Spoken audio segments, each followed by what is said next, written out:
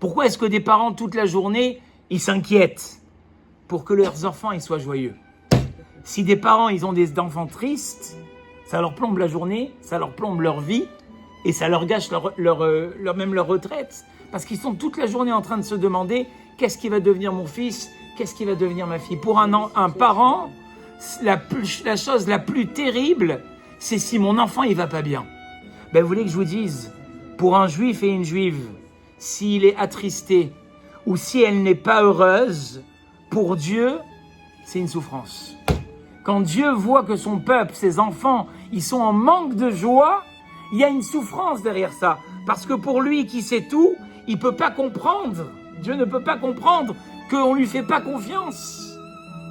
Et que s'il pouvait nous montrer le tableau et l'ensemble des réponses à nos questions, ben en fait, on n'aurait aucune raison d'être triste. Et il y a une histoire à ce sujet qui est formidable du Baal Shem Tov, le Hadmour de Mezrich, qui était son élève. Vous savez que le Baal Shem Tov était un géant qui a connu le monde.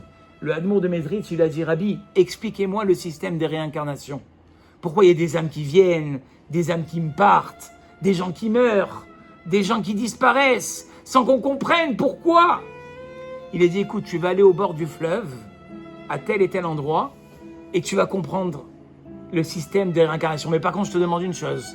Tu vas te mettre du côté du tronc d'un arbre, et tu regardes et tu dis rien. Promets-moi, et je vous promets, Rabbi. Il est parti là-bas à côté du fleuve, et il voit un cavalier arriver près du fleuve, il descend pour s'abreuver, et il avait une grande bourse d'argent.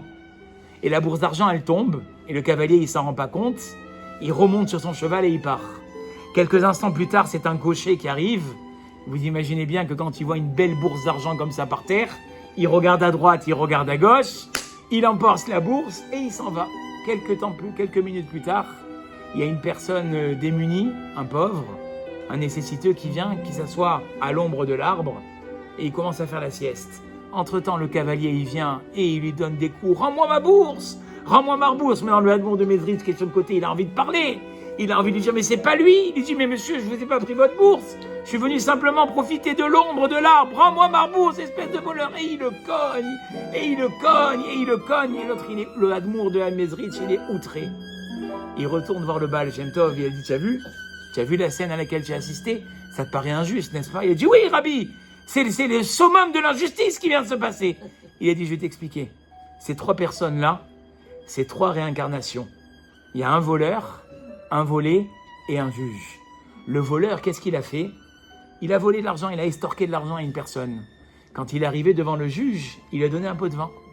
Il a dit « Maintenant, t'es gentil, tu vas juger favorablement mon affaire et après, je te donne ce qu'il faut. » À Kadosh Baruch Hu, quand ces trois personnes-là, elles sont décédées et qu'elles sont revenues dans le monde, le cavalier, c'était qui?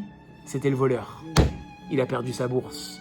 Le cocher qui est venu derrière et qui a trouvé la bourse, c'était qui? L'homme qui avait été volé. Et l'homme qu'on a frappé et qu'on a roué de coups, qui c'était? Le juge. Il a dit, tu vois le Baal Shem Tov?